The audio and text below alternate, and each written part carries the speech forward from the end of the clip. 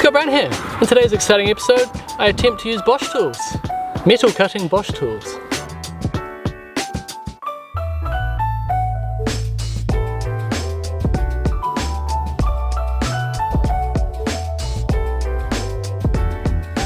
I need to grab some timber. The only reason I need to grab some timber, lights, is because I'm picking up a flashing, and that flashing needs something to fix into.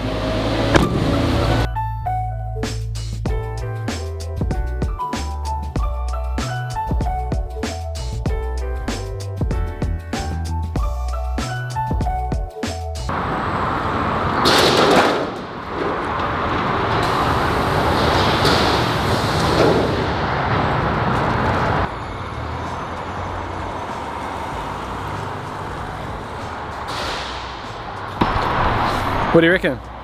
Are we safe? See, people don't see these things. They think being a builder is easy. We're trying to buy a flashing and we're terrified that it might fly off the roof. But we have to act like it's all good, that we've done this before, because we have. I'm going the slow way home, that's for sure. It's definitely making some steel jumping noises as it bounces on top of the wood, but no dramatic changes yet. I think we're gonna make it. If I stay at this pace, I think we're going to make it.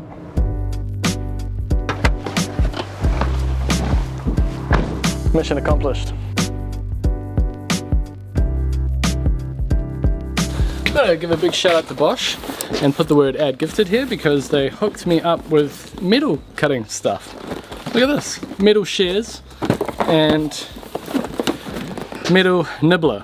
18 volt, and this one's 12 volt. The two sheets of iron are hitting each other and we need to separate them, so we're gonna have to trim one sheet to make room for this flashing. It'll all be very clear soon. Alright, by the way, got the Bosch nibbler. Yeah, I like Bosch. Yeah? Sounds like a sewing machine. Oh, you got Bosch as well? Yeah, you might lose your battery at the end of the day.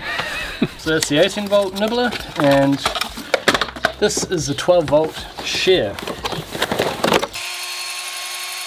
Like a little wheel. But is it for flat iron or? I guess, I mean...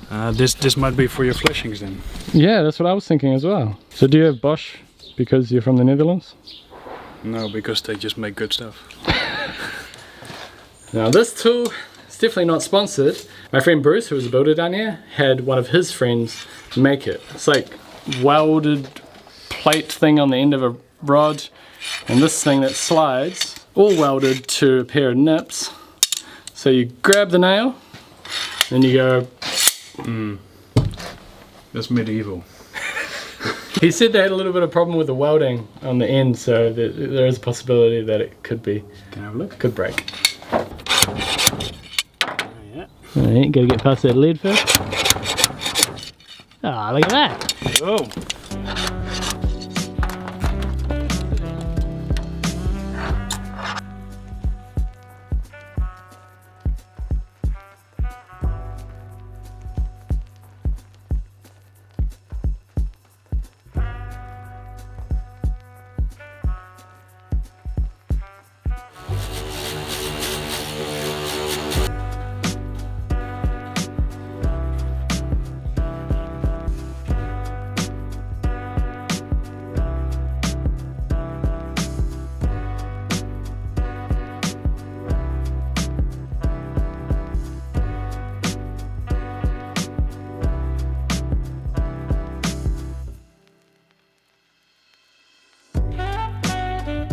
Found inside the ceiling.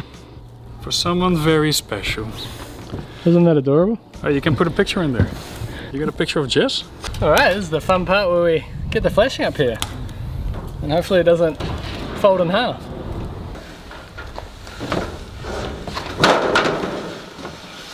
You're kinking.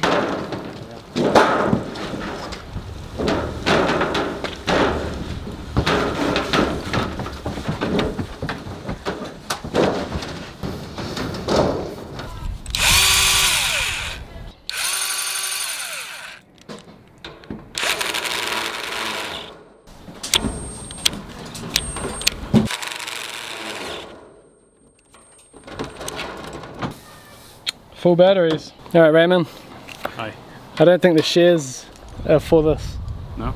It's for in the kitchen. Yeah, exactly. Cutting baking paper. Yeah, well, maybe we can make a sandwich.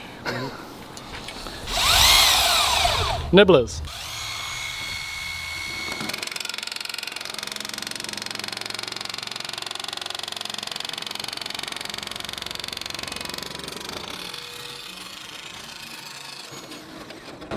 We just got to that molding bit. That was amazing. That went through like a dream. And what you couldn't see from up there is all the bits that this makes, punches holes essentially, all the hole pieces were falling straight down there. So we just got to keep that in mind as we cut, but that's the tool to use. Yeah. Anyway, I'll cut this off and then we can figure out where we're putting our timber.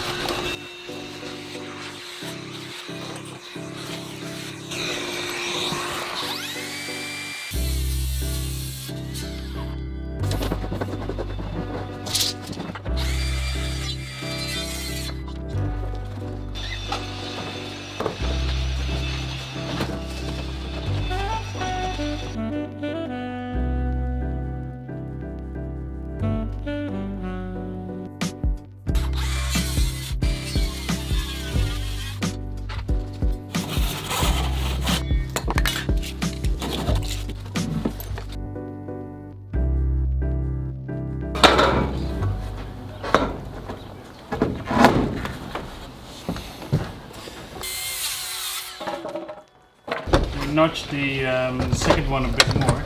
Yep. Just drop it. So kind of split the difference. Yeah.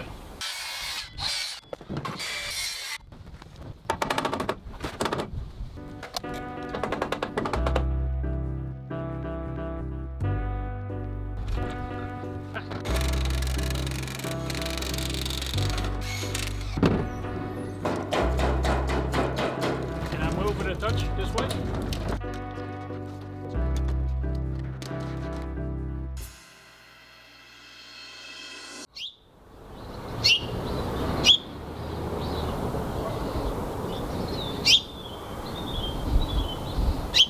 This is like the first morning that felt really cold. It's like 4 degrees. We didn't get the roofing on. We got the underlay on and it was a bit of a scramble, so I didn't really film it very well.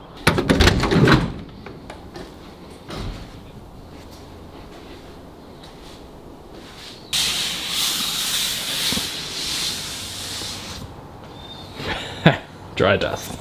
Bit of dry dust in my hands, that's a good sign.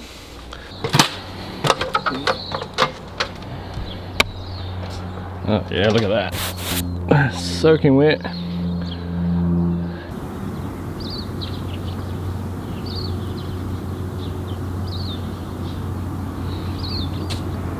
After using this tool, I decided to read the manual, and there was some interesting information in the manual.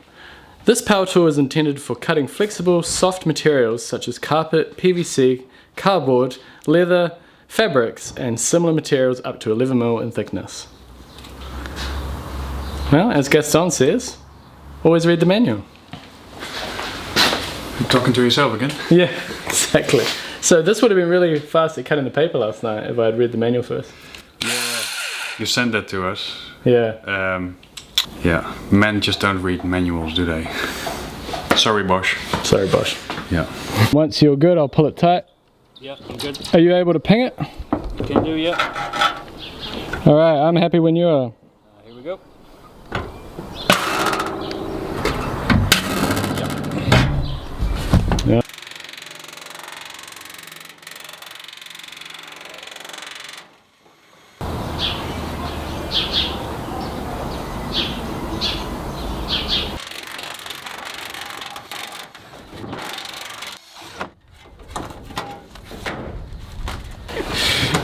Yeah. We really need to apologize to Bosch because We're using it wrong? we should really read the manual. Well, look, you got that little knob there. You need to take it out quite far, but you see, you can. So then you don't have to go like this, getting caught on the battery. Just go like that. There we go. Go sideways. That's pretty cool.